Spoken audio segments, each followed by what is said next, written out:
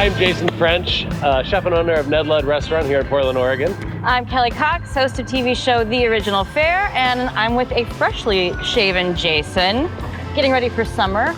We're getting ready for summer, and we're going to dive into another episode of Curation, where we bring together two art forms to create one unforgettable experience. In this episode, we head to Nashville, Tennessee to discuss the classic country stylings of Kelsey Waldon. But first, we're going to meet up with Chef Carlo Lamagna and talk about some of his Filipino styling. Isn't Carlo still building his new restaurant? He is still building the restaurant. So we've invited him over to Ned Ludd to hang out and talk with us. Oh, perfect. So let's go to the King neighborhood and head to your restaurant, let you cook while Carlo and I hang out. Sounds like a plan.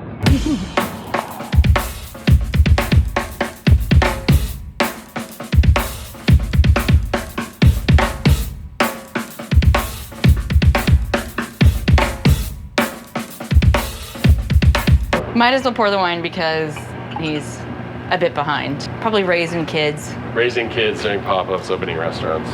Yep, all right. We'll give him a few minutes. He should be here anytime. Are you gonna text him? Do you text him? I was getting a high score on Tetris. He's busy. He's busy. And now opening a restaurant. All right, well, we look forward to seeing you soon, Carlo. Oh, hey guys, how's it going? Chef. Thanks for coming. Thanks for having me. Thanks for coming to my home court. So what we're doing now, Jason's gonna cook for us while we just sit around and drink and hang out, right? I like it. I don't know, the wood-fired oven, that was a bad idea. Now I have to wait 4 hours to heat up before I cook anything. We'll chop wood.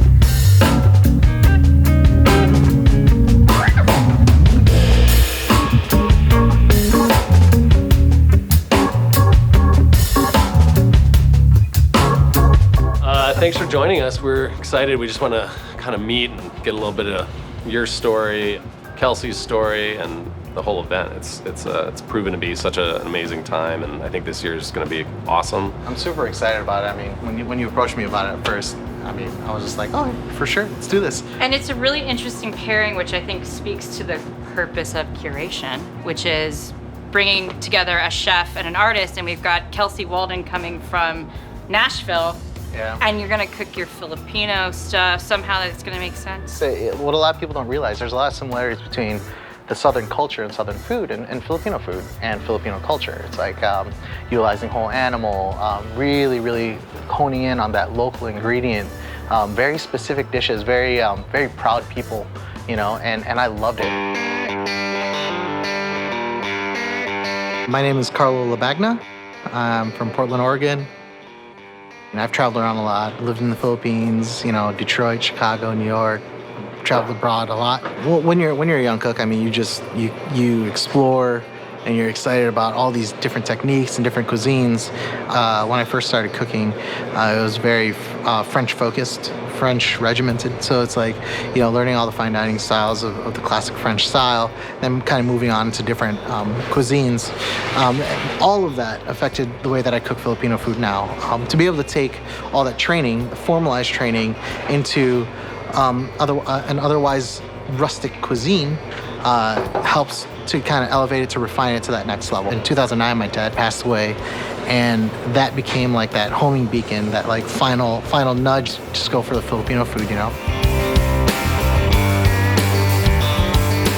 Kelsey was amazing in the process of figuring things out. So we definitely had a back and forth in ingredient, and I mean, she's from an amazing part in the South, and having these conversations with each other, kind of realizing that there are direct influences or kind of like similarities in Filipino cuisine and Southern cuisine. So it's like, it was awesome to get her input and trying to realize her, you know, pay homage to her heritage and to where she comes from, as well as bringing my own flavor into it. My music career was shortly lived. I was an amateur musician at best, you know, played a couple gigs, couple shows here and there. As much as I would love to have made it a career, I was never that good to be able to, you know, like, I'm no Kelsie. Outside of the conversations you've had with her, what are you bringing to the table with the Filipino twist? Well, so the Philippines is actually a big breakfast culture. Like, it starts, you know, when you wake up, you have your coffee and you have a snack, you know, to start your day. It's like usually like a roll or something, but then you go into like full breakfast. One of the most popular breakfast items in the Philippines, there's a dish, So it's a silog, S-I-L-O-G, which is an abbreviation for sinangag, which is garlic fried rice, and log, which is itlog, which is egg. Then you add your protein to the beginning of that. So what I'm doing is kind of a take on what they call a tosilog. So it's tocino, sinangag, and itlog, which is pork belly, like kind of a sweet cured pork belly, garlic fried rice, and an egg. And then kind of taking that all together and putting it into a bowl. It was perfect. It works really well. There's a whole background that people may not realize that you have, which is classically trained. Yeah, I mean, I've been around the block and done some cooking, you know. And you went to the CIA? Yeah, I graduated 2008, I would say.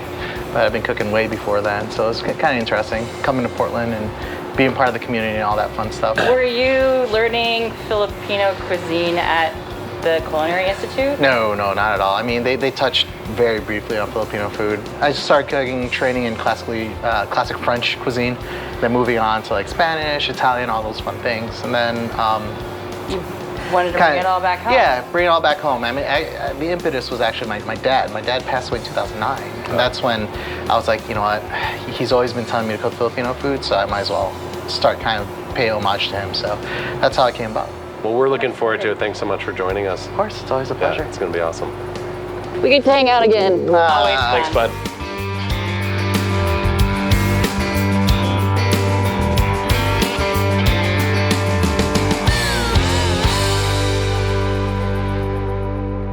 Let's head to a city known for country music, Nashville, Tennessee. And catch up with country music artist Kelsey Waldon.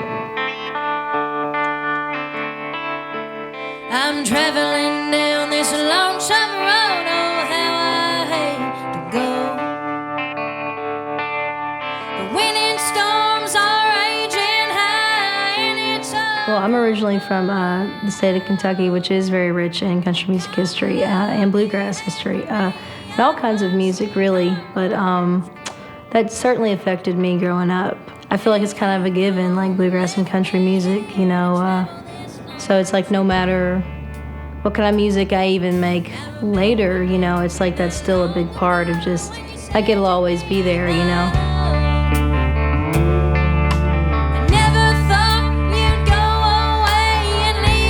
I had like a great-great-granddaddy that played the bass fiddle, and my great-grandmother, she played guitar and was all taught by herself, thumb-pick guitar and all that kind of stuff. And my granny wrote songs too and just played music by ear, nothing technical. It was a way of life and a way of, you know, celebrating and being happy and getting through life, actually getting through the hard times, you know, music. Heartbreak and hard times is actually still very relevant. A lot of times my records, sometimes I feel like they're just making sense of like life, you know, in general, or just somehow I really feel like kind of music is the only reason maybe I never had to go to therapy. the wind and storms are raging high. There are foods, and definitely specific to where I'm from. Of course, everybody knows about bourbon and things like that in Kentucky, which is a very big part of it. But there's also things like, specifically in Western Kentucky, it's like country ham, you know, chess pie, burgoo is a big Kentucky thing, and obviously Kentucky Fried Chicken. That's right. My granny's is way better than KFC. Sorry, Colonel.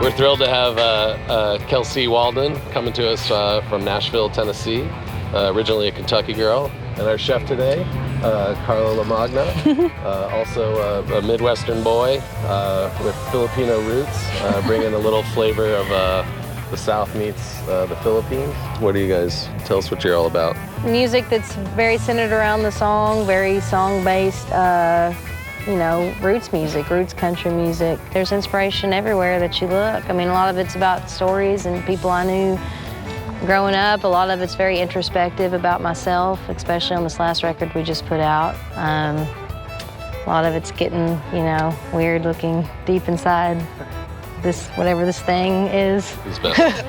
And Good thing. yeah. Good thing. Where are you from, So- Kelsie, originally? I'm originally from Kentucky. Kentucky is really cool. I did a couple cooking events down there, and it was pretty badass. You know, I'm not from the South, but like I can dig into those Southern roots, and the flavors are very similar to that of the Philippines. And You dug into it. Yeah, You dug deep. Absolutely, just like the music. Filipino food has a lot of influence from around the world. It's a very layered culture, and it's very adaptable to different flavors. When I found out she was from Kentucky, instantly, because I've used ingredients from there, bluegrass soy sauce, sorghum is prevalent in the South. So I wanted to kind of create a Filipino experience, but with obviously like a little bit of that Southern twang. You know, a little bit of twang in there. So You we're got some doing. twang in you. I've seen that, yeah. So this is my version of tosilog, which is like a breakfast food in the Philippines. Tocino, which is like traditionally kind of like a sweet pork belly preparation. So I marinated the pork belly in some bluegrass soy sauce and some sorghum, smoked it for a couple hours, and slow roasted it right after. So we're serving that with some fried rice, some scrambled eggs. We got some country ham on the table, some cheddar biscuits, right? Noticed that, yeah. I was gonna do sorghum butter, but I was like, we have sorghum in the pork belly, so I threw some guava butter in there. So I was like, ooh, guava butter, little island in there, little island touch in there. I was missing the sorghum butter. That was a great idea. You We did, yeah, we did. Besties. Oh, yeah. We're like this now. We chatted before. We tried to, I tried to throw some ideas in there. We were going to try to do like an ale 8 marinade. I wish I was trying to get the ale 8 up Ale 8 there. is It was gonna be- Kentucky soda. It's a Kentucky ginger ale made in Winchester. Nice. Second best As a ginger ale. marinade. Second best. Versus Berners. Well, I I'm from can't say Detroit. that. You can say No, that. but I wanted to I just wanted to make sure that she felt like there was a connection to her roots as well as mine in the food, and that was the most important part.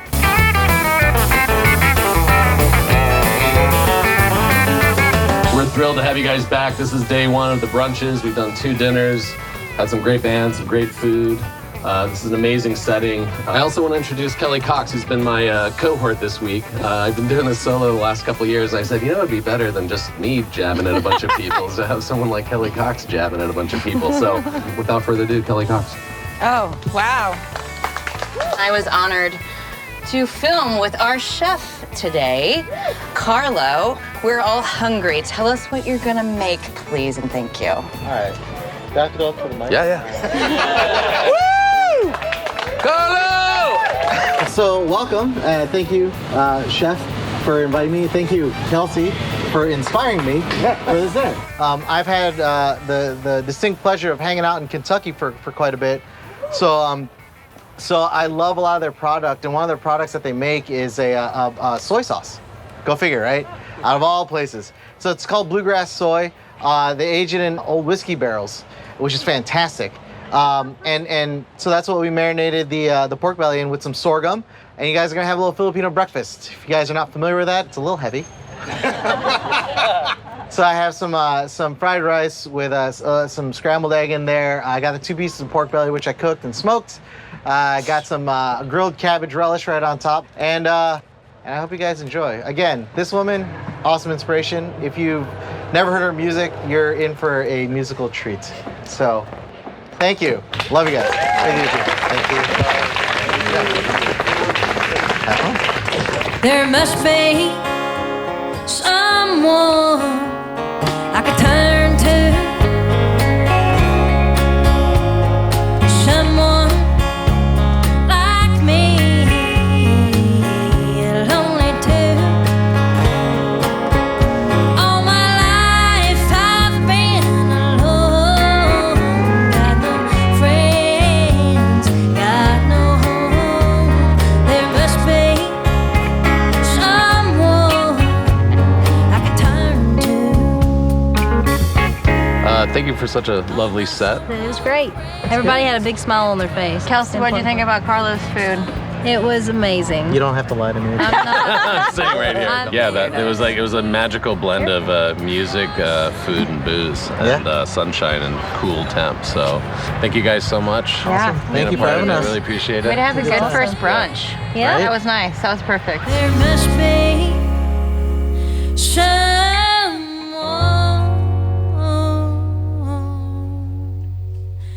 I could turn to.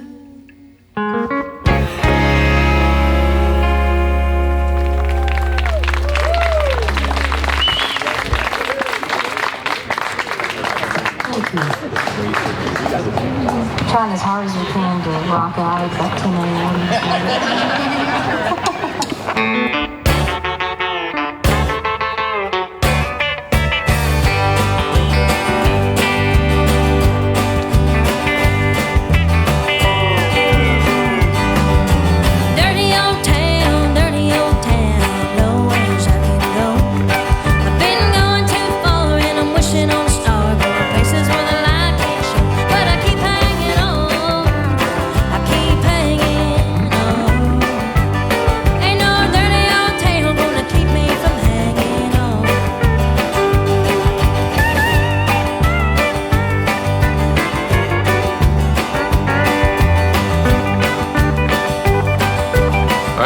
Let's wrap this up. I think we're done. No, we're done. So we just finished number 1 brunch of day 3 of the curation. Cheers. Cheers.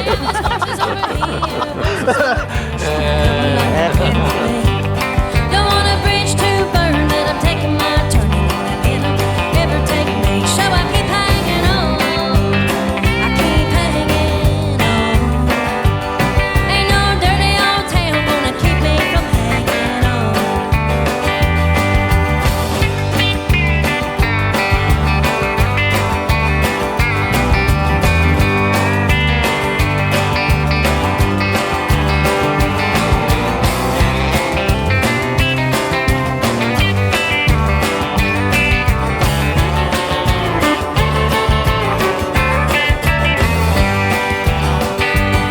I keep fighting with my left side, fighting with my right side, fighting with all I got.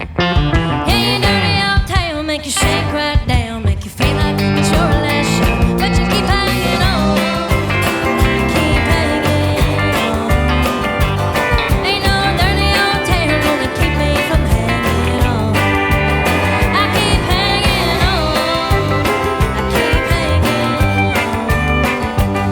Ain't no dirty old town gonna keep me from hanging on. Ain't no dirty old town gonna keep me from hanging on.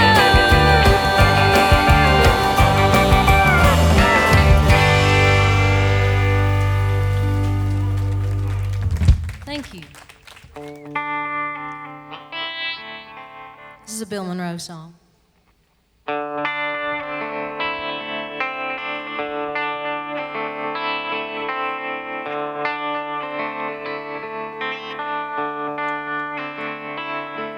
I'm traveling down this lonesome road, oh how I hate to go. The wind and storm